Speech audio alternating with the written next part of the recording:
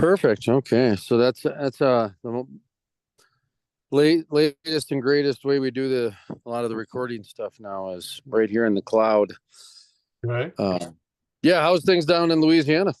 Well, right now we have a storm going on outside with a lot of lightning and everything. So I'm hoping that our electricity hangs in. We do have a generator, but it'll break up our meeting for a little while, but we'll just see how it goes. We'll probably be okay. We've got a snow in Albuquerque here where I'm at, Oh and my gosh. so I had the snow in Trinidad that couldn't even see the mountains Really? from the highway. Yeah, it I think I counted 8 semis in the ditch the next day when I was on my Oh, way out. gosh. And Oh, then Albuquerque, yeah, they got snow today and closed school and everything. ah, So it's a little bit of a cold snap coming in, but oh well, well. they closed school here too today because they thought the storm was going to be a lot worse than I think it's going to turn out to be. But they did close school, and a lot of the facilities are shut down in the city. So we'll see. But Hmm. right now, it's just like a everyday thunderstorm out there right now. Yeah. Oh, where is Trinidad? Where is that? Trinidad is just south of Denver on the border of Colorado and New Mexico on the Oh, okay. Colorado side.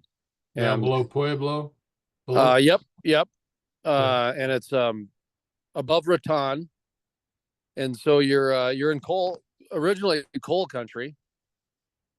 And so it's a nice little town, very artsy. There was a hippie community that moved in there in the 70s, and Time Magazine did a story on them.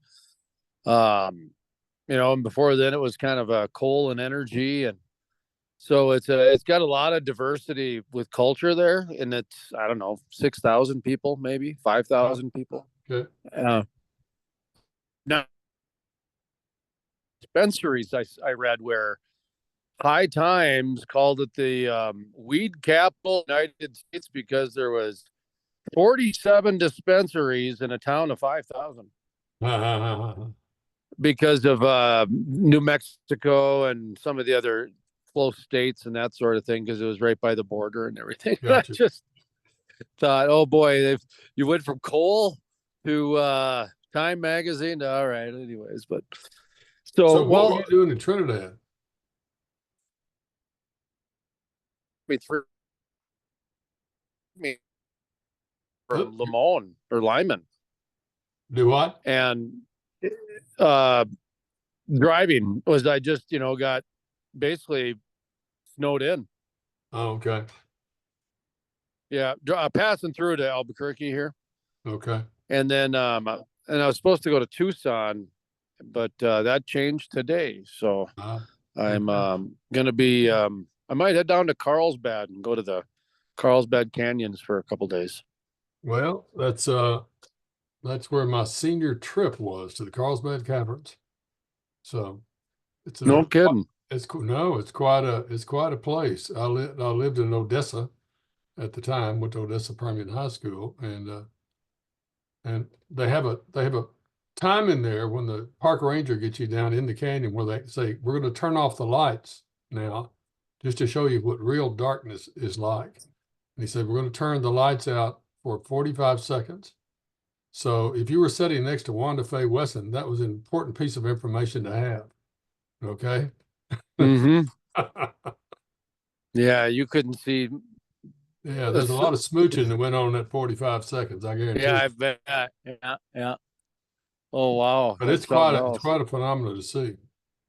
Yeah, and I figured, I might have like a week to kind of kill before I go back to Tucson, and so I thought I might head down there for a day Yeah, or two, yeah, and I think Roswell's along the way, and right. who knows if I have some extra time, might even stop at a alien cafe or something There like you that, go. and see what kind of alien burger they have on the menu or whatever the Yeah, don't case get is. carried off, man. Okay. Yeah, exactly. See if I can get beamed up by Scotty or what. Anyway, but well, let's talk a little carbon here because you have a new governor that just took office today, actually, or Right. yesterday, and is he comes from the Republican side of the aisle. The EPA just announced Louisiana is a facility or kind of a super judiciary because you can approve your own rules internally. Well, Have you it's had called, time to? yeah, the primacy rule. We got designated Yeah. primacy. So we Explain get that a to, little bit. basically what that means is we get to permit our own carbon capture sequestration wells. So we get to decide that on our own. We don't have to go through the EPA. That's was a Yeah. huge step for us, by the way. North Dakota has that. We used to just call that we had kind of a approve our own Kind of carbon. We called it like a super EPA clause type thing where they could approve their own carbon deals because North Dakota was the only state for a long time, or they were one of two, I think. Yeah, South Dakota and Wyoming. South Dakota and Wyoming are the two other states that have it. So this was a huge step for us, and it's of course a very big deal down here. Yeah, and of course, Dr. Loren Scott, you do the economic outlook for the state, a bit with economics, and you interject the energy economy, of course. So, what kind of impact does this have for your state from an economic standpoint? Yeah, are you talking about the primacy issue? Yeah. Well, it's going to be quite significant because if you read the latest Louisiana economic forecast, what you'll find is if you look at just three areas in our state, the Baton Rouge area, the New Orleans area, and the Lake Charles area, we have $34 billion worth of projects underway, being constructed right now. We have another $120 billion in projects that have announced but have not issued a final investment decision, what's called an FID yet. And if you kind of look across those, they are heavily involved in producing either clean something or blue something, clean ammonia, clean methanol, clean whatever. And that clean adjective actually has a meaning. It actually means that they are going to capture their carbon and then sequester it someplace. If you want to be blue, you want to be blue hydrogen, for example, you not only capture your carbon and sequester it, but also the electricity that you're using comes from a renewable resource, either from wind, solar, or burning of wood chips, something like that. Our bagasse down here where we make sugar cane, we have bagasse left over, we can burn that to generate electricity. So the whole idea of carbon capture and sequestration, it's huge down here. It's a lot. Many of these firms that have announced are of course getting huge subsidies from the federal government to do this. It almost totally pays for the process. And so many of them are in the process of working all this out, getting all the necessary permits. And in our particular case, convincing people, the general public, that sequestering CO2 in their area is okay. And that's, in some cases, for some of these projects, that's a non-trivial issue. How are you transporting it down there? In the Midwest here, a couple are pipelines. Another one is on site, for example. Wyoming, another happening down there. Do you have the geography to do it in Louisiana, or do you have to transport it out? Talk to me a little bit about that. Well, we definitely have the geography. We have a lot of very deep well sites because of course this whole state has been explored and oil and natural gas have been lifted up. So we have a lot of well sites to begin with that are available for pumping the CO2 down there. Secondly, we have a lot of salt domes in Louisiana, and a lot of these salt domes can be hollowed out, make the brine out of that. The brine, by the way, that you take out of a salt dome as you dissolve the inside of it, is quite often used in the chemical manufacturing sector. And then you have a number of these hollowed out salt domes down here that can be used for storing CO2. And then importantly, there are not a lot of pipelines in the United States that are technically able to carry CO2, but there is one of them does exist here, and it runs from the Houston area right across the southern part of Louisiana and then up into the middle part of Mississippi. It's called the Denbury Pipeline. Denbury was just purchased by ExxonMobil primarily for this very reason. They saw this big market developing here for carbon sequester and storage, and so they bought this pipeline. And what was happening is Denbury had been collecting CO2 from all these facilities along that pipeline's range, bringing it up to a dome, the Jackson Dome in Mississippi, and storing it there. Then they were taking it out to use it for enhanced oil recovery. They were taking that CO2 and pumping it back down into old wells, which would then generate even more oil coming out of those old wells. So now we have that pipeline here. We have a lot of geology available for sequestering it. The question then becomes, A, are you going to be able to convince the public that this is okay?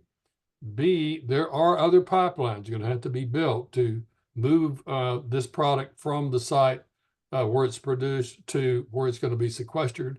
And sometimes, permitting to that gets to be a dicey thing. So it's not real easy. It's not real straightforward. But Louisiana and Texas are really ideal places for this to take place. You mentioned Denbury. We have a similar up here in North Dakota, South Dakota with the CO2.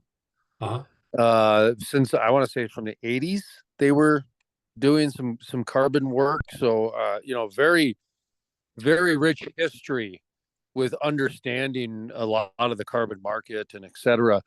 You mentioned enhanced oil recovery, and that is another market that exists. Carbon industry will. I'm under the impression some of the tax credits they have a time limit on. You can't use it for anything else. It has to stay in the ground. And I've seen where in California they've made either pledges or part of their carbon sequestration says they will not have enhanced oil recovery involved, that sort of thing. Do you know anything about that side of it, whether it can be used for it, or if there's any sort of regulations against using any of the carbon sequestration for enhanced oil recovery?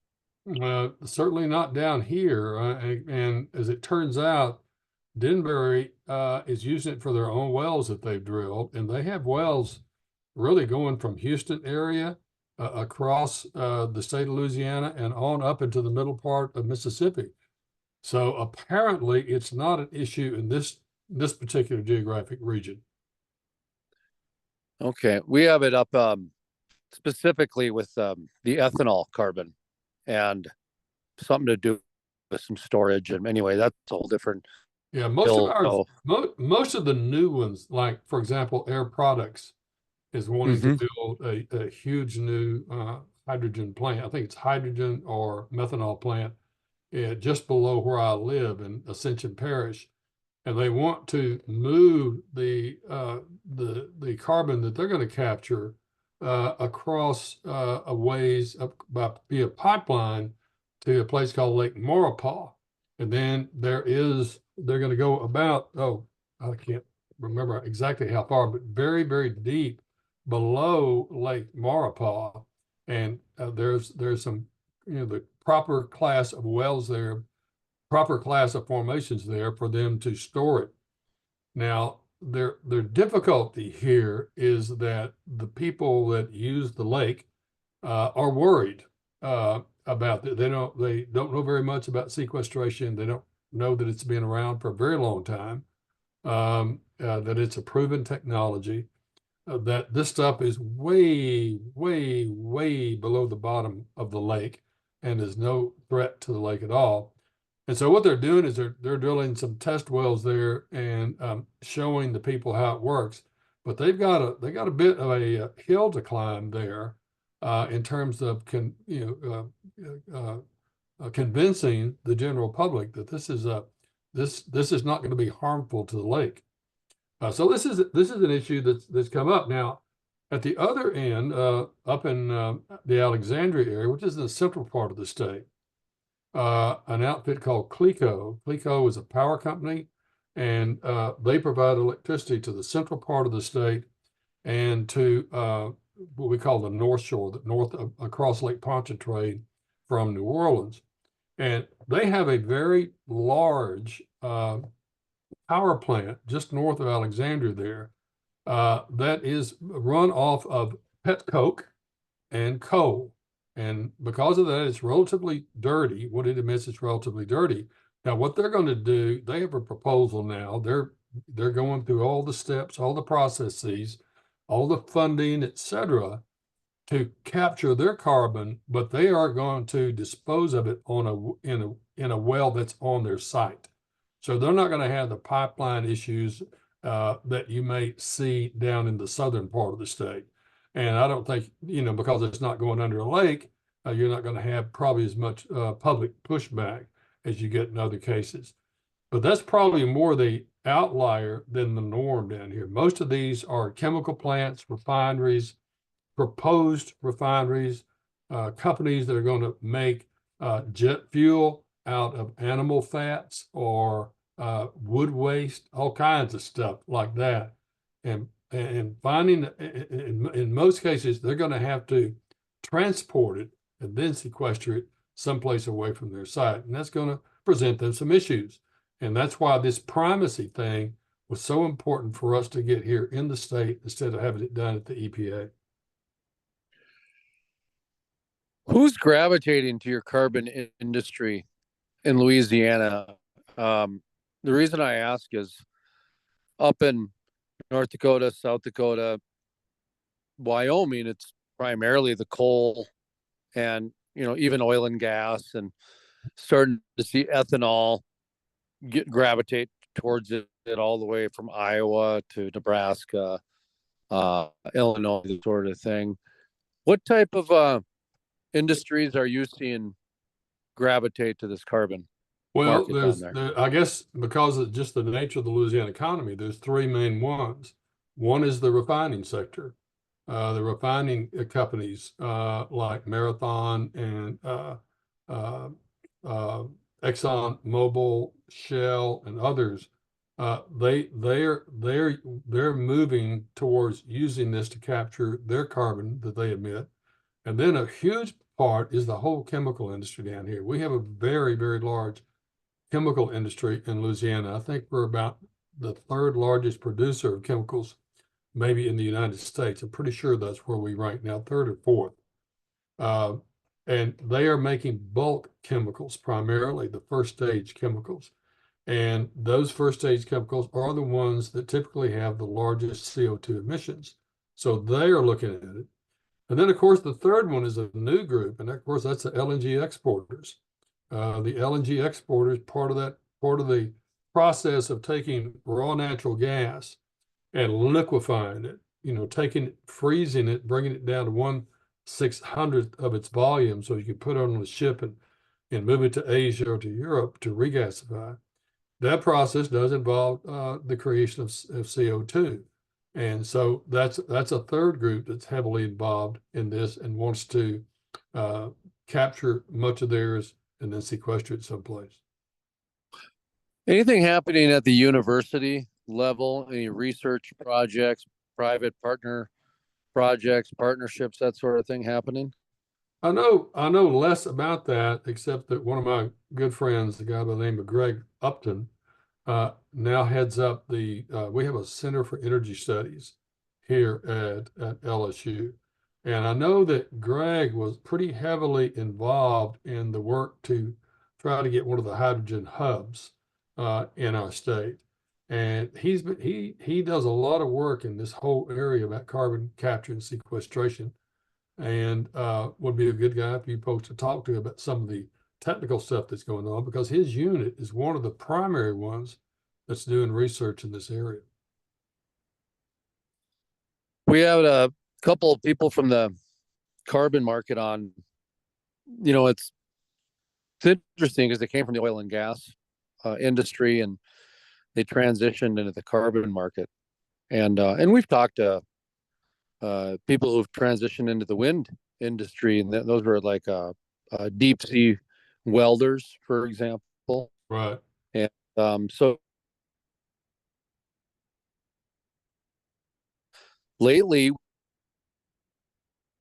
few that comment was interesting, and they didn't mean it to be a political. They meant it to be more observational. And what they said was that the government is the one stimulating this entire carbon market.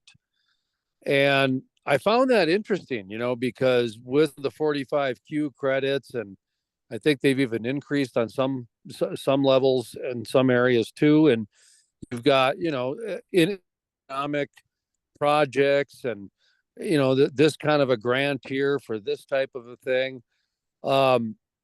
You're an economist. How do you wrap your head around something like that?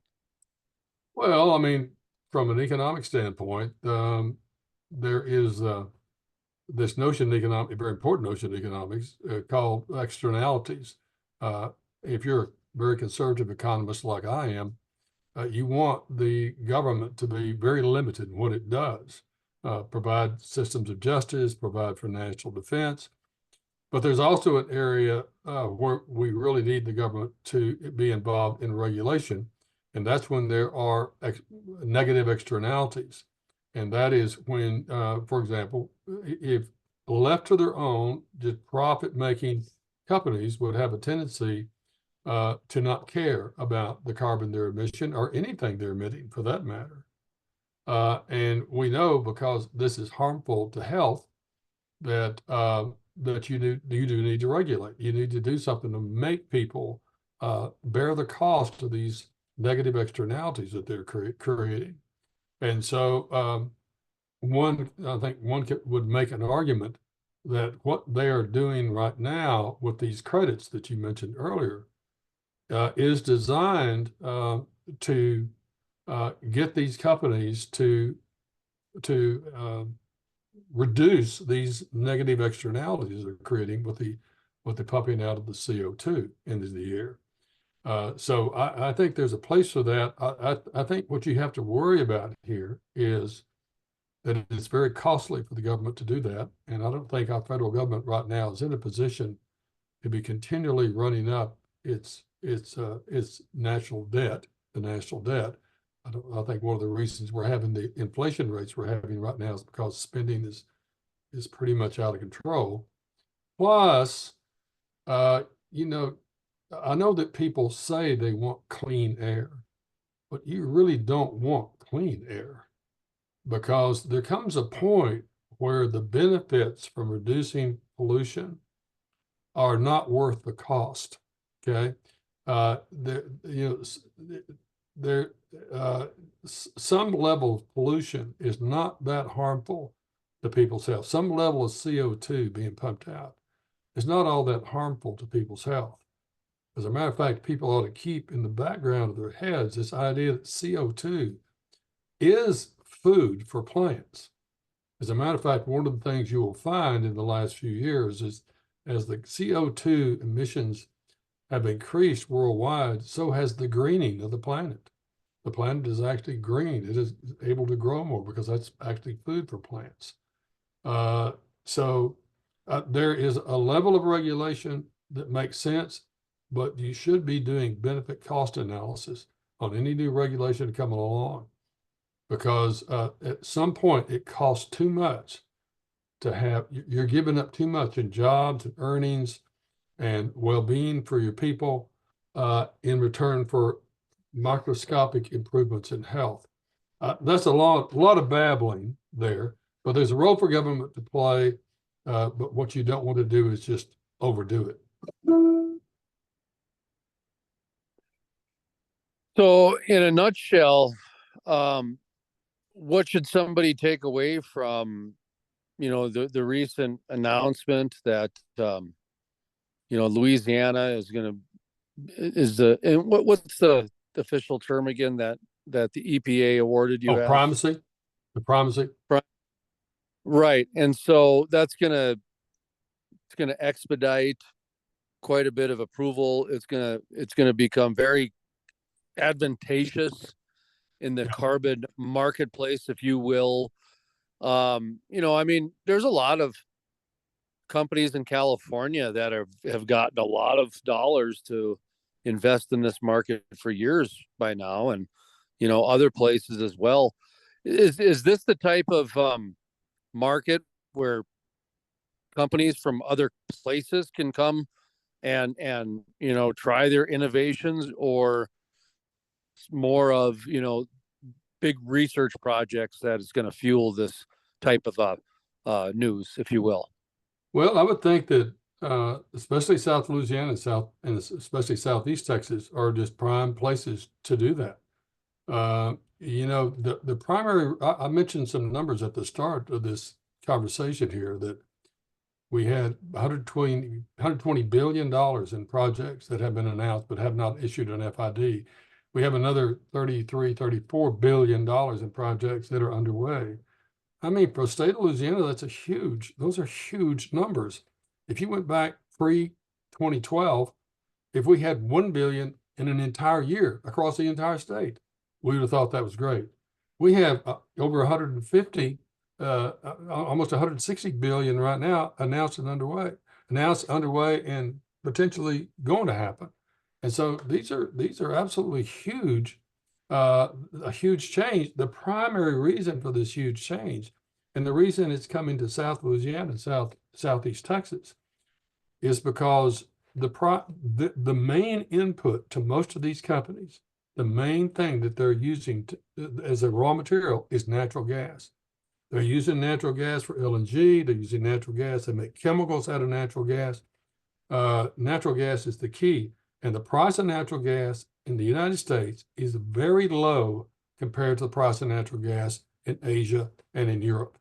Okay, it might be $3 per million BTU here. It might be 20 there. Their chemical firms in those other countries can't possibly compete in the world market, okay, for chemicals when they're having to pay $20 for their input, and they're paying 3 here. So what is happening is that firms are coming like crazy to this particular geographic area because A, there is a lot of natural gas here. There is a huge network of pipelines that get it to you down here. B, there is a waterway, the Mississippi River, the Calcasieu Ship Channel, the Houston Ship Channel, where deep draft ships can come and pick up your product and move it to the world markets. There are, again, the brine that you might need. We have the salt domes here and in Texas to meet that. This is just an ideal place, and that's one of the reasons you're seeing this huge boom in this particular geographic area. And because of that, well, I mean, this is, if you wanted to do more research, you wanted to invest, you wanted to look at the carbon market, this is where it's the hottest, probably in the entire country. What do you make of the carbon market, if you will, whether it be from the sequestration or whether it be from the pipeline or whether it be from, the on-site type of a area? I see it as being a pretty diverse industry, from software to automation to engineering to even oil and gas. I mean, it seems like they're investing really into this. And where Yeah, are you seeing this I think industry going? I think that's the case. I just don't think you should look to this as a major job producer or a major income Okay. producer, because once your CCS project is operational, once you've got your pipeline in place, and once you got your well in place or your salt dome in place, I mean, there's not many jobs associated with running one of these suckers. I mean, you could probably run the whole pipeline and well operation with 10 people. Okay, it doesn't. whereas a chemical plant is going to have 600 people, very high wage people, by the way, running it. So it'll be nice in terms of reducing CO2 in the air. That's what you want. It'll be nice in terms of when you're building the pipeline, when you're building the well, there's going to be some jobs associated with that. But once the capital expenditures are out of the way, don't expect a bunch of jobs. There just will not be a bunch of jobs associated with this. I said I brought up the metaphor or analogy or similarity, whatever it might be called, that this really has the energy right now of a gold rush, but it really sees the calm boom at the end. And is that, there's a lot of investment to get to the credits or whatever that once that money's gone, what are you looking at? You're looking at 10 jobs, 6 kind of thing. So that's the bust. Yeah. Yeah. Interesting. Well, and I don't, I'm because you're going to have some offshoots and you're going to have an economy that'll be created from this, but it's not going to be. It's not going to be like getting a chemical plant or refinery, or any kind of car manufacturing plant or anything like that. So don't expect that. You're gonna have some initial nice bumps in terms of the pipeline, the well development, but after that, the operational side is quite small. Well, what's the takeaway then? You have a new administration coming in, and I remember I had one more question for you, and that was a question.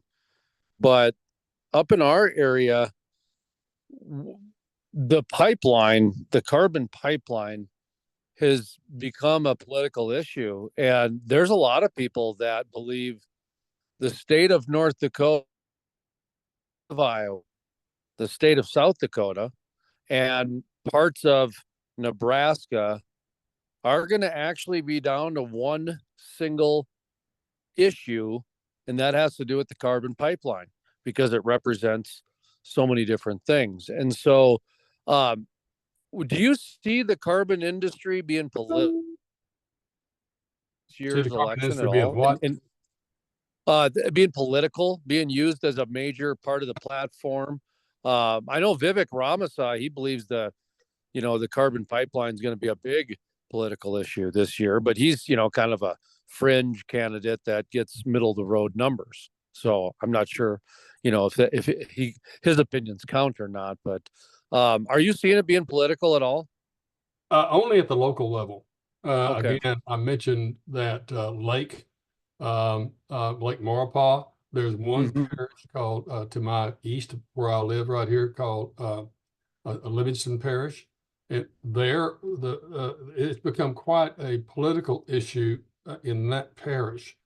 At the state level, I think there's general acceptance of this technology and that it's not new, it's old technology. We know how it works. We know it's safe. We know the pipelines are safe. This is, people should not get excited about this, but it's in some cases at the local level, you're going to have some issues. Okay. And always, and it doesn't matter where you are, what I call the extreme greens, they're against everything. I mean, even though this is something that's going to help from a green standpoint, they're gonna figure out some way of being against it. So that's but as it turns out, politically, at least in Louisiana for the most part, they're very vocal, and it kind of depends on the parish, but they're very vocal, but they don't really have a great deal of power. And so we'll just kind of see how all that plays out. And then the takeaway, what was the takeaway you thought people should kind of extract from kind of the carbon industry and how the state is becoming kind of Privacy. Primacy. Privacy. Okay. Yeah. Yeah. What's the main takeaway for people on this? Well, I think the main takeaway is that, especially for us down here, I mentioned that there are $120 billion in projects that have announced but have not pulled the trigger. I think now with the primacy issue, the probability of pulling that trigger is much higher than it was before. Because I think now these firms, this is the final investment decision is basically a matter of math, working out the rate of return on your investment. And if you're going to be able to go to the Louisiana Department of Environmental Quality, and you're not going to have a bunch of people who are focused on stopping anything involving chemicals, and that's the case at the EPA, National EPA. They're populated by a large number of people who have kind of the Biden idea, Biden framework, Biden thinking towards anything fossil fuels. They were thinking it's going to be hard to do this final investment decision. I think they're now going to find that it's difficult, but it's a lot easier than it was going to be.